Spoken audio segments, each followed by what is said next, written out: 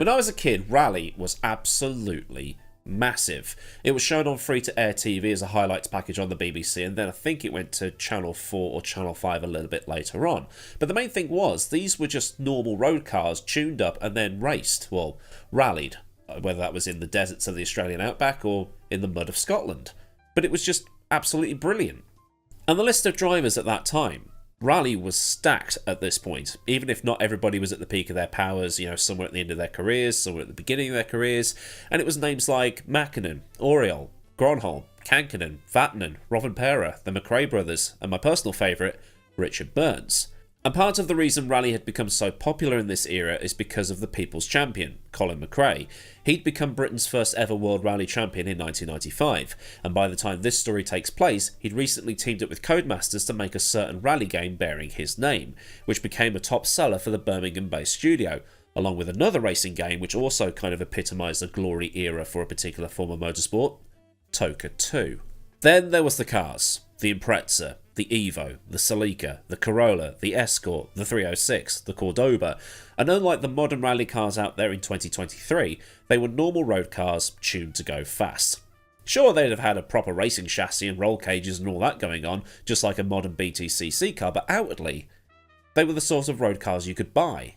And that's why you could identify with them, because when you saw a Celica or a Corolla on the road, as well as a Laguna, a Mondeo, an S40, a 406, 8-year-olds up and down the land would go, "That's Jason Plato's car, that's Colin McRae's car, that's a Vectra like John Clelland's." And you don't get that these days. And this isn't just an old man getting nostalgic, it's true. Speaking of road cars, I would just like to take about 30 more seconds of your time because Mick's Garage has reached out to me to get an affiliate link on the channel. Now, Mick's Garage is an auto parts store based in Dublin in the Republic of Ireland, and they wanted to team up with the channel, so I've got an affiliate link that you can click on in the description. So if you buy anything, it's just like the F1 store affiliate link. You buy something, I get a little bit of a kickback at no extra cost to you. Now, you might be thinking, hang on Aidan, you live in the UK, you're not part of the European Union anymore. I know, but if you buy stuff and the total comes to under £135 or €135, you don't pay any extra Brexit taxes when it comes into the country. Awesome! Now, back to the video. The season had started, as it often does, in Monte Carlo. Carlos Sainz Sr., driving for Toyota, was after a third WRC title, having already secured two, one in 1990 and the second in 1992. Now, a fun fact about Sainz is that motorsport was his third sport that he'd gotten into, having been a footballer and a squash player, even going as far as to have had a trial with Real Madrid as a kid. His rally career had taken him all over the place, a career that had started in 1980. In 1987, he started in the WRC, driving a Ford in which he'd finished 7th in the Tour de Corse and then taken an 8th at the RAC Rally. In 1988, he'd be joined by longtime co-driver Carlos Moya. Sainz was now in his second spell at Toyota. He'd originally left the team at the end of 1992 because Toyota was taking on Castrol as a main sponsor, which resulted in that iconic sort of green, red and white livery that we all know the Corollas and Celicas having in, well, rally and rally games. But the problem was, Sainz was sponsored by Repsol, the Spanish petrochemical company, and there was a bit of conflict of interest in terms of the whole sponsorship thing. So I did some digging to find out what this Lancia looked like, and it was this. This is actually his Delta HF Integrale that he ran in 1993.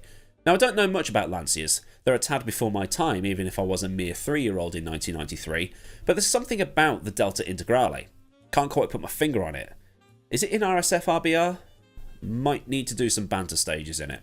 Anyway, Sainz did a one-off season for Lancia before moving to Subaru in 1994. Then in 1995, there was the battle between him and Colin McRae for the WRC title, and I've covered this story before. Subaru boss Dave Richards told McRae to slow down at the Rally Catalunya, and Colin then drove like a man possessed to overhaul Carlos's lead at the RAC Rally to win the championship. 2 years with Ford followed, and now Sainz was back at Toyota for 1998.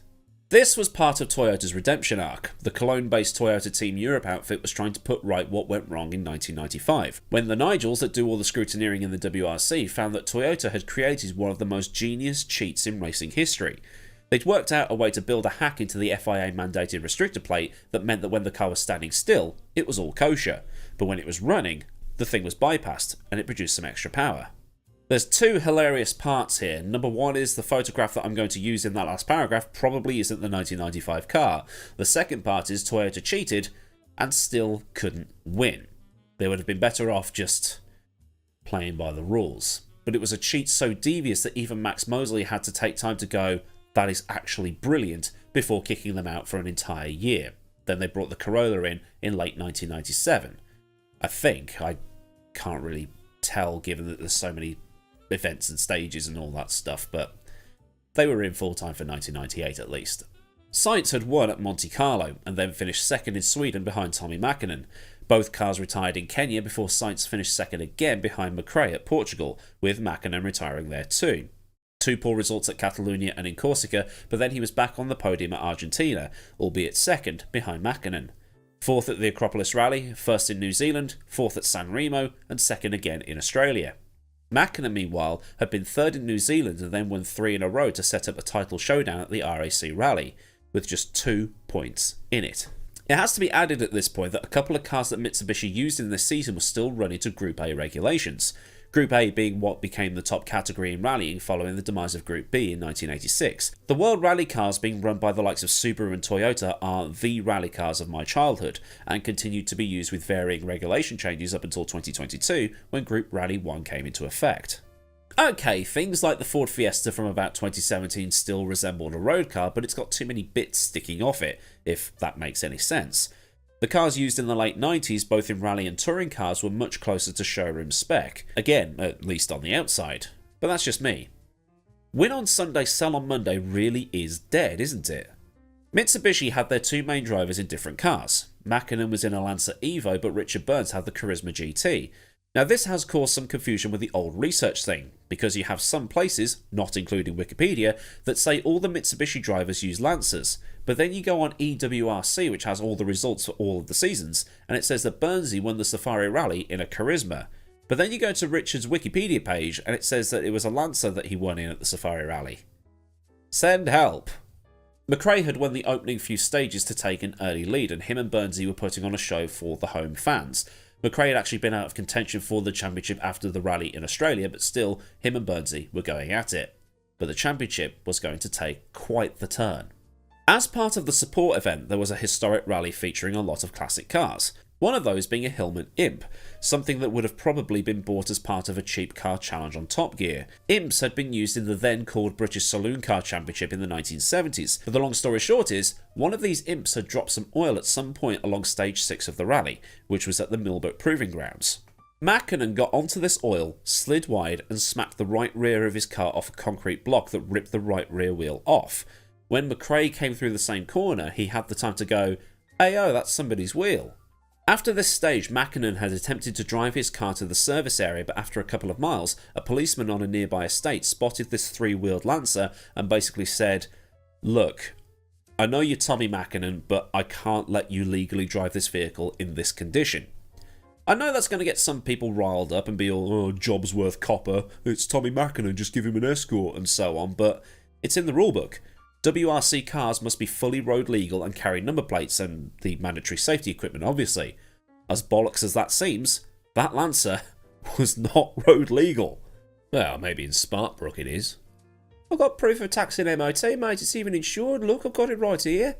And this isn't the first time that rally cars have felt the long arm of the law. When Oliver Solberg was racing in the United States in the early part of his career, his co-driver had to drive between some of the stages because in some US states, he wasn't legally old enough to drive. Thierry Neuville last year was booked for doing, I think it was about 90 and a 50, 95 and a 50, something like that in Croatia, and got fined €2,000 for it. It's also part of the reason why I want a rally car. Because, you know, if your drive-through is taking forever, poof goes the engine. Probably, knowing my luck. Mitsubishi had to retire Mäkinen's car, which left Sainz on his own to finish with at least 3 points needed to take the title. So basically, he had to finish no lower than 4th, because if they were tied on points, Mäkinen won by virtue of more wins accumulated over the course of the season. So at the top, it was between the 2 Brits, McRae and Burns, but then at the awesome Sweet Lamb stage, McRae's Subaru went pop and that was him out of the rally as well. So it was left for Burns to take over the lead, and really, at this point, all Sainz had to do was drive. Sainz had started to drive the car a little bit slower. He was doing all that he had to do to finish. This is quite similar to how things played out in the 2001 finale when it was between McRae and Burns. Burns set out to finish, knowing that Makinen was already out of the rally, but McRae decided that he was going to try and win the thing outright, and then crashed, because he was too busy trying to catch Gronholm and not focus on just finishing with a better time than Burns. Burns ended up winning the rally, but everybody was more focused on what Sainz was doing. As he came through the final few corners at Margam, which is just up the road from Port Talbot in Wales, the engine started smoking. The car crawled to a halt. So Sainz and Moyer grabbed extinguishers and tried to put the beginnings of the fire out, and the thing was just smoking and steaming and doing things that an engine probably shouldn't be doing.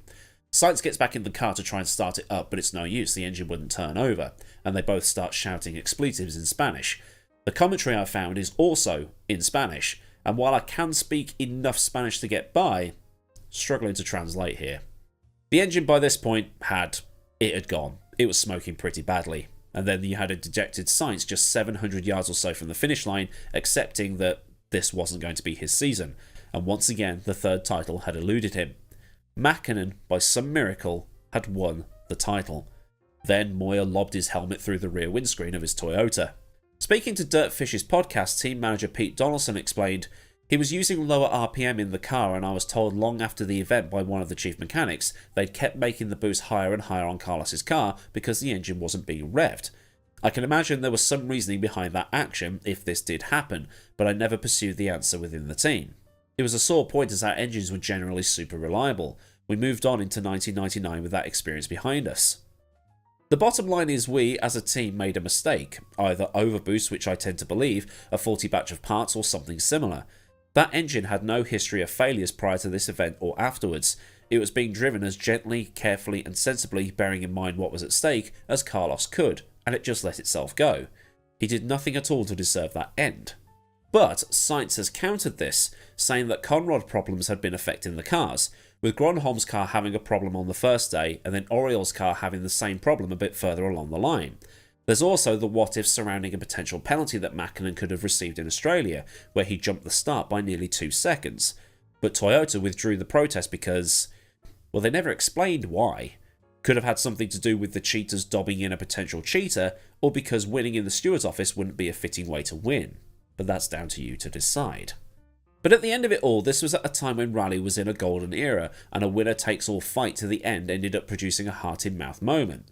It had shades of 1995, with McRae obliterating a Sainz lead to take the win, and it was the second time in 3 years that Sainz would lose the title right at the end, and he'd finished runner-up 4 times in his career after his first title.